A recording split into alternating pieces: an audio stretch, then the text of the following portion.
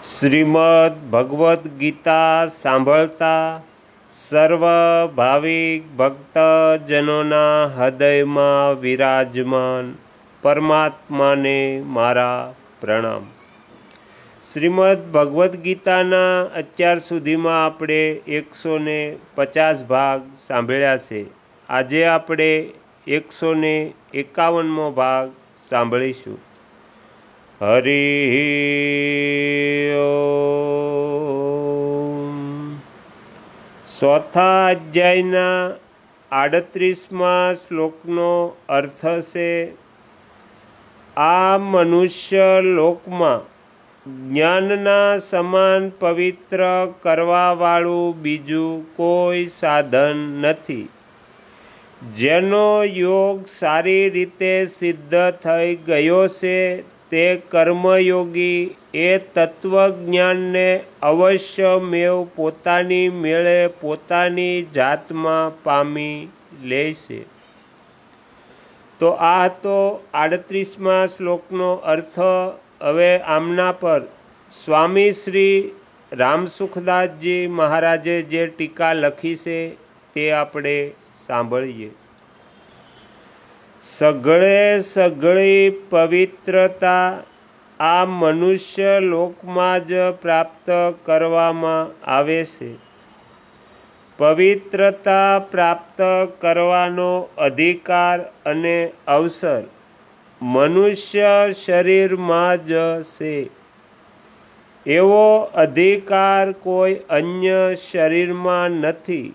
અલગ અલગ લોકોના અધિકારો પણ મનુષ્ય લોકથી જ મળે છે।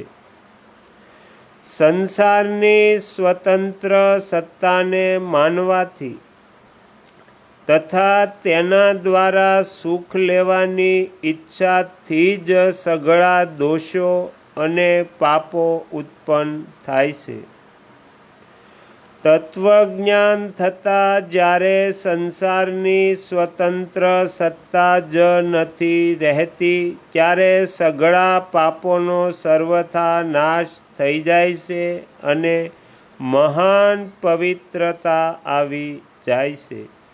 એટલા માટે સંસારમાં જ્ઞાનના સમાન પવિત્ર કરવાવાળું બીજું કોઈ સાધન છે જ નહીં।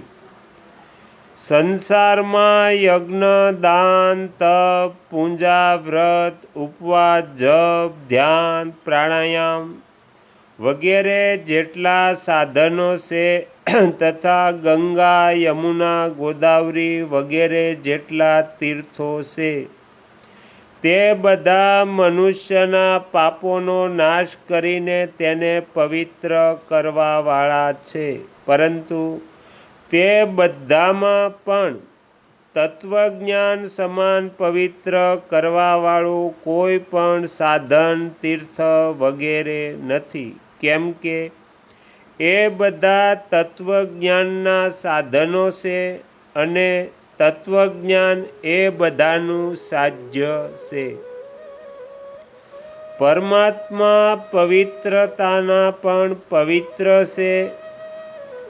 એ જ પરમ પવિત્ર પરમાત્માનો અનુભવ કરાવવાવાળું હોવાથી તત્વજ્ઞાન પણ અત્યંત પવિત્ર છે। જેના કર્મયોગ સિદ્ધ થઈ ગયો છે અર્થાત કર્મયોગનું અનુષ્ઠાન સાંગોપાંગ પૂર્ણ થઈ ગયું છે તે મહાપુરુષને અહીં યોગ સંસિદ્ધ કહેવામાં આવ્યો છે।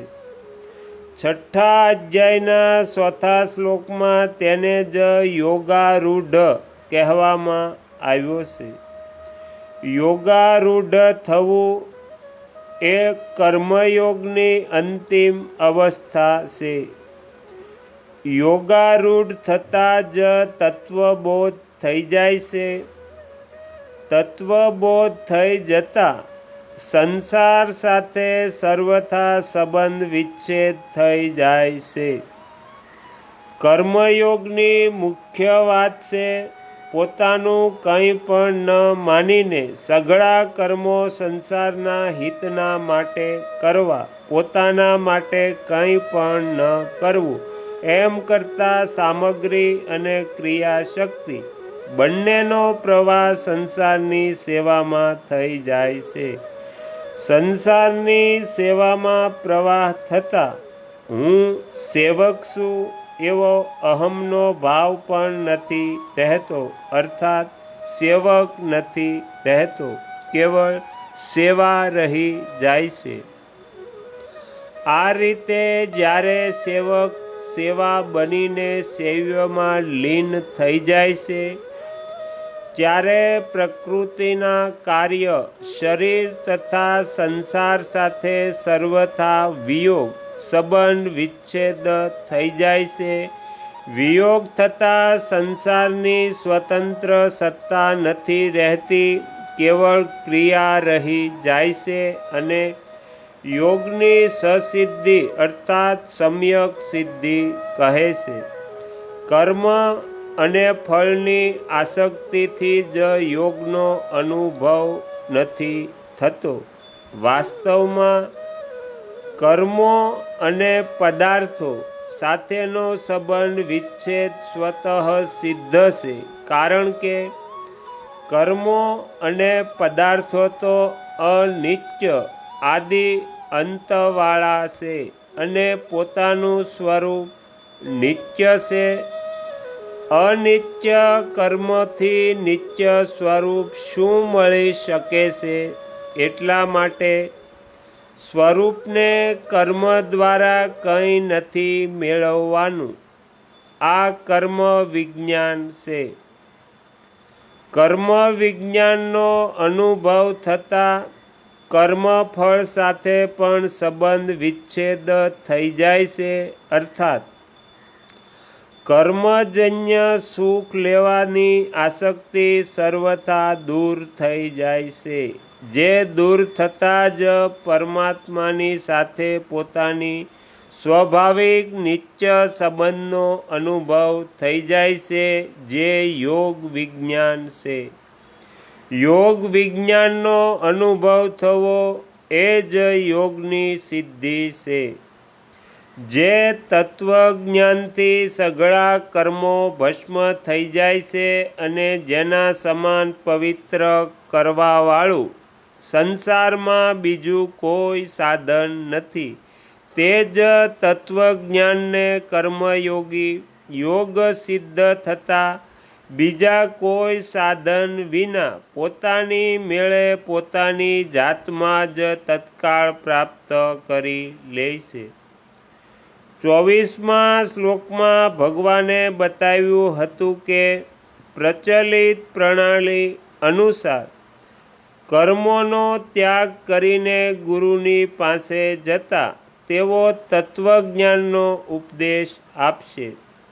ઉપદેશ્યન્તિ તે જ્ઞાનમ, પરંતુ ગુરુ તો ઉપદેશ દઈ દેશે પણ તેનાથી તત્વજ્ઞાન થઈ જ જશે એવું નિશ્ચિત નથી.